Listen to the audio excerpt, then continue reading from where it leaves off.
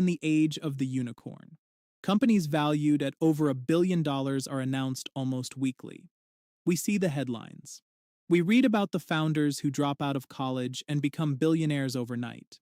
We see the SoftBank Vision funds of the world writing checks for hundreds of millions of dollars. It all looks like an engine of incredible wealth creation. But what if the entire story we are being told is backwards? What if the venture capital industry, which funds these unicorns, is actually a terrible investment for most of the people who put money into it? What if the real money in venture capital is not made by discovering the next Google or Facebook, but simply by managing other people's money? To understand this, we first need to understand the economics of a venture capital fund. A typical VC firm raises money from institutions, pension funds, university endowments, and wealthy families. They pool this capital into a fund. The fund then invests in startups. For this service, the VC firm charges two fees. The first is the management fee. This is usually 2% of the total fund size per year. If a firm raises a $1 billion fund, they collect $20 million every single year, just for existing. The second fee is the performance fee, or carry. This is typically 20% of the profits made on successful investments. Now, on the surface, this sounds reasonable, but here is where the hidden system starts to reveal itself. The management fee is not a small bonus. It is the financial engine that powers the entire industry, because 2% of $1 billion is $20 million. That money is paid every year, regardless of whether the fund makes any profitable investments at all. To put that in perspective, a VC firm with $1 billion fund could lose every single dollar they invest. They could back 100 companies that all go bankrupt, and they would still collect $20 million a year for 10 years. That is $200 million in fees paid to the firm for failing completely. This is the first layer of the mirage. The industry is structured so that the people managing the money get very rich, even if the investors lose everything. But it gets more interesting. Let us talk about the math of startup success. Everyone focuses on the huge wins: Facebook, Uber, Airbnb.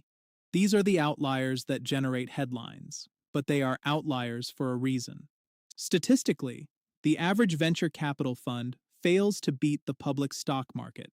Studies have shown that over the long term, the median venture capital fund returns less than the S&P 500. A significant portion of funds actually lose money for their investors. How is this possible? Because the power law dominates venture capital. In a typical fund, one or two investments generate almost all of the returns. The rest are either moderate successes or complete failures.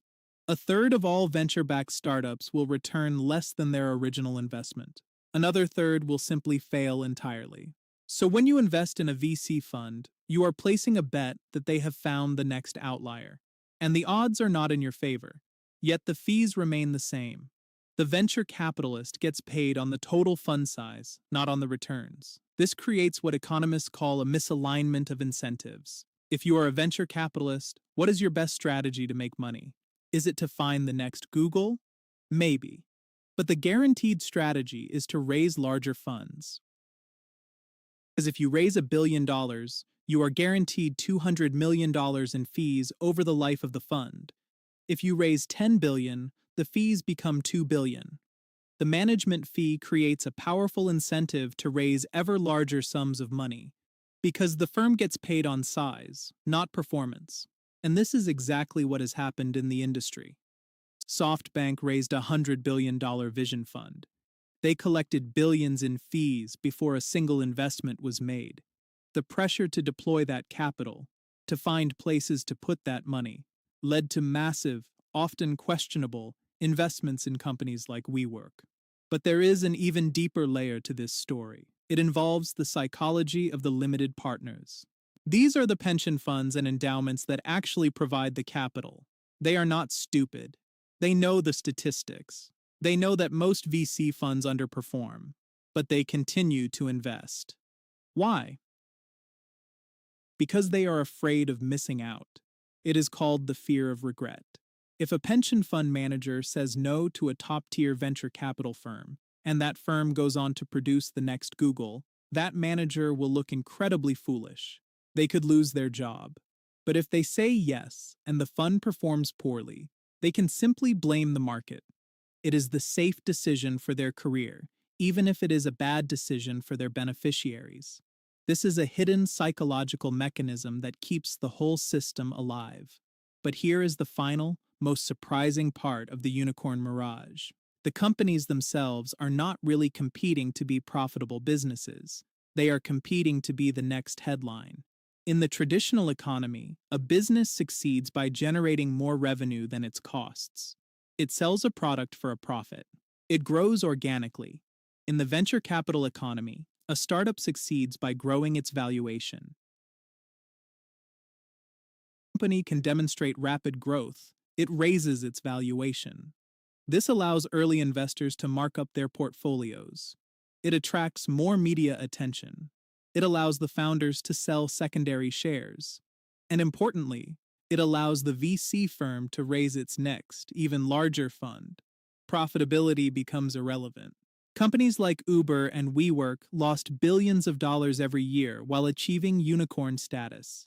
Their business model was not about making money. It was about achieving scale. Because scale, not profit, drives valuation in the VC world. And valuation, not profit, drives the fees and the headlines. Let us follow the money trail. Where does the money come from? It comes from pension funds, which means it comes from ordinary workers, teachers, firefighters, government employees. Their retirement savings are poured into these funds. Where does the money go? A small number of people at the top. The venture capitalists who collect the management fees, the founders who sell secondary stock, the early employees who exercise options.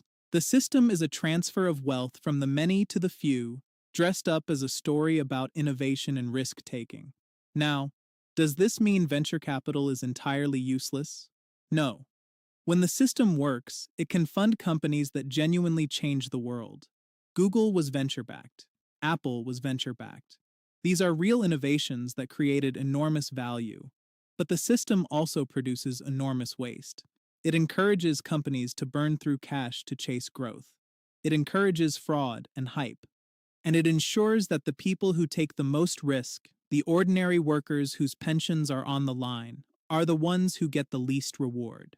The venture capital industry sells you a story about the risk-taking entrepreneur is taken by the limited partners, the teachers and firefighters whose retirement savings are gambled on startups, and the real reward is taken by the managers, who get paid regardless of success. So, the next time you see a headline about a unicorn startup worth billions, look past the hype. Ask yourself, who is making money here? Is it the entrepreneur? Sometimes. Is it the pension fund that invested? Rarely. Is it the venture capitalist collecting 2% on $1 billion fund every single time? That is the unicorn mirage. It is a story about innovation, hiding a financial mechanism that guarantees wealth for the few, even when the many lose. And now that you know how it actually works, you can see it for what it really is.